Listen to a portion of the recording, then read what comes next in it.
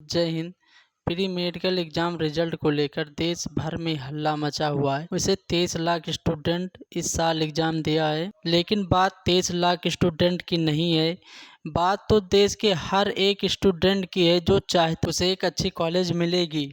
बात देश की हर एक बच्चे की है, उसे लगता है कि मेहनत और पढ़ाई करने से एक अच्छा भविष्य मिलेगा। हम सब जानते हैं कि स्टूडेंट पर कितना प्रेशर होता है, कंपटीशन बहुत टफ है। देश में अच्छे कॉलेज की सख्त कमी है, सीटों की संख्या कमी है। जो सीटों के लिए एग्जाम कराए जाते हैं वो भी अच्छे ढंग से नहीं कराए जाते। क्या रह जाएगा देश का भविष्य? पेपर लीक हो जाना पिछले कुछ सालों से आम बात बन चुकी है। पिछले महीने एग्जाम हो जाने के बाद में पटना पुलिस ने 13 लोगों पर पेपर लीक कराने के जुर्म में अरेस्ट कर लिया था। ये लोग 30 से 50 लाख रुपए चार्ज करते थे हर स्टूडेंट से पेपर लीक कराने के लिए।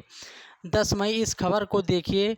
द टाइम्स ऑफ इंडिया लिखता है, गुजरात में एक पूरे गिरोह को पकड़ा गया जो एक बीजेपी के नेता के साथ मिलकर हर स्टूडेंट से 10-10 लाख रुपए चार्ज किए जा रहे थे, जो स्टूडेंट को मदद करने के लिए। पेपर लीक आज नए भारत में आम बात हो गया है। द टाइम्स ऑफ एक्सप्रेस ने बताया है कि पिछले 5 सालों में 41 पेपर लीक हुए हैं, जिनकी वजह से 1.4 करोड़ सुरक्षित नौकरी पर असर पड़ा है। कितनी ही बार प्रोटेस्ट देखने को मिला है पेपर लीक को लेकर, इस बार भी देखने को मिला। हमेशा की तरह नजरअंदाज कर दिया जाता। 4 जून नीट एग्जाम के रिजल्ट सामने आए, लोगों को विश्वास नहीं हुआ कि ऐसा हो सकता है। एक बड़े स्तर पर स्कैम हुआ।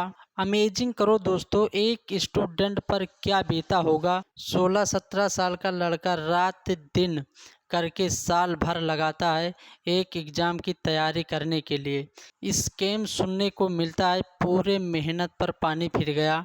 नीट यूजी एग्जाम ये है, national eligibility cum entrance test undergraduate. ये देश भर के सारे medical exam, dental course, AYUSH course का एंट्रेंस एग्जाम देश में कराए जाने वाला एक लौता एग्जाम है। इससे पहले कराया जाने वाला ये IPMT हुआ करता था, all India pre medical test. जब ये होता था तो कई सारे मेडिकल कॉलेजेस, स्टेट अपना अलग अलग प्री मेडिकल एग्ज़ाम कराते थे।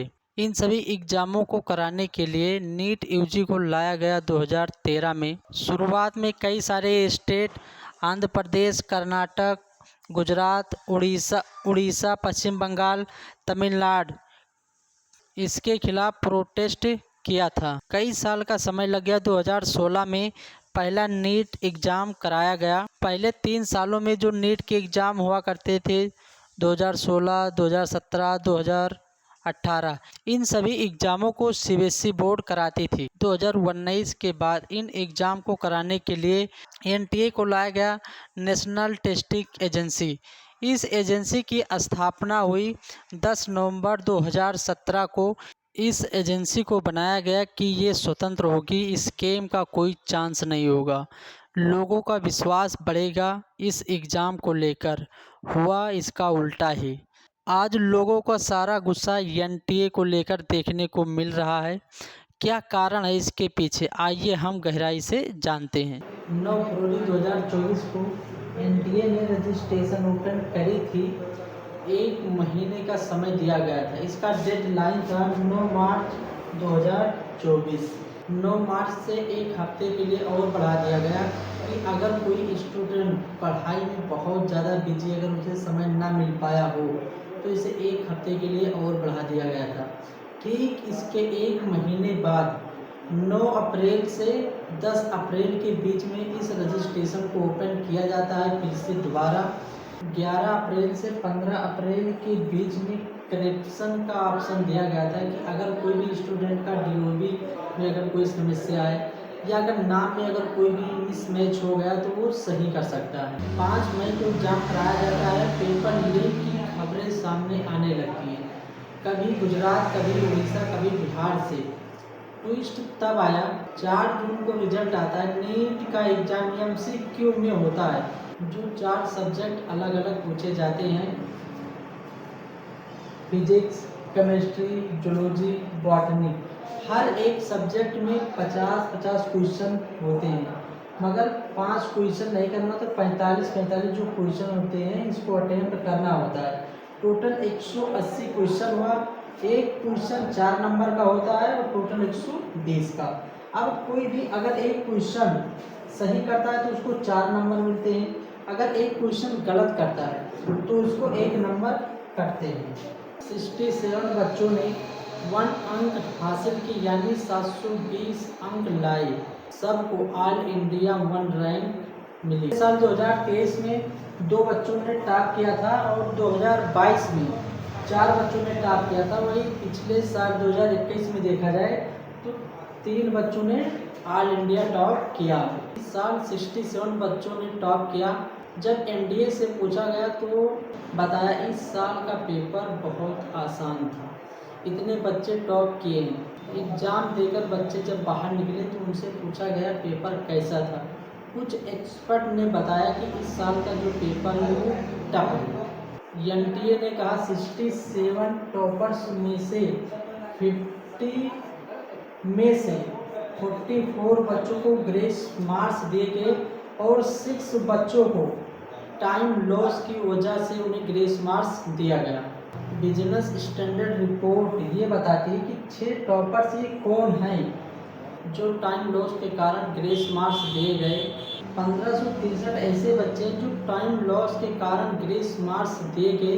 उसी 1563 में से 6 टॉपर्स उसी का एक हिस्सा हैं। इन्हीं में से ऐसे भी बच्चे हैं जिनको 718 719 नंबर दिए गए हैं। इतना मार्क्स लाना इम्पॉसिबल है। या तो आपको 716 मार्क्स मिलेंगे या 715 मार्क्स मिलेंगे।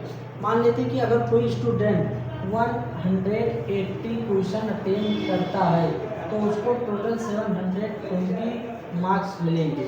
अगर वही दूसरा स्टूडेंट 179 क्वेश्चन अटेम्प्ट करता है तो उसको 716 मार्क्स मिलेंगे।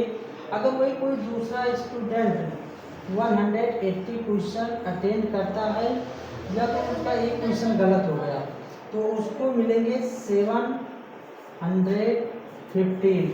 एक क्वेश्चन एक नंबर उसका माइनस हो जाएगा। तो इतना नंबर 718 719 लाना इम्पॉसिबल है।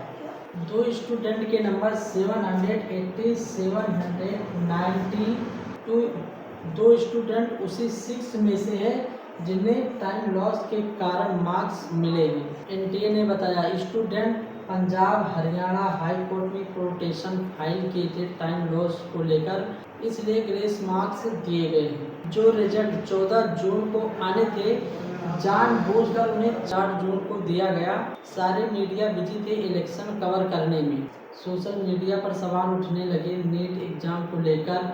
बड़े बड़े दिग्गज नेता संजय सिंह, राहुल गांधी, अखिलेश यादव, एमके स्टैलिन इसको लेकर सवाल उठाने लगे।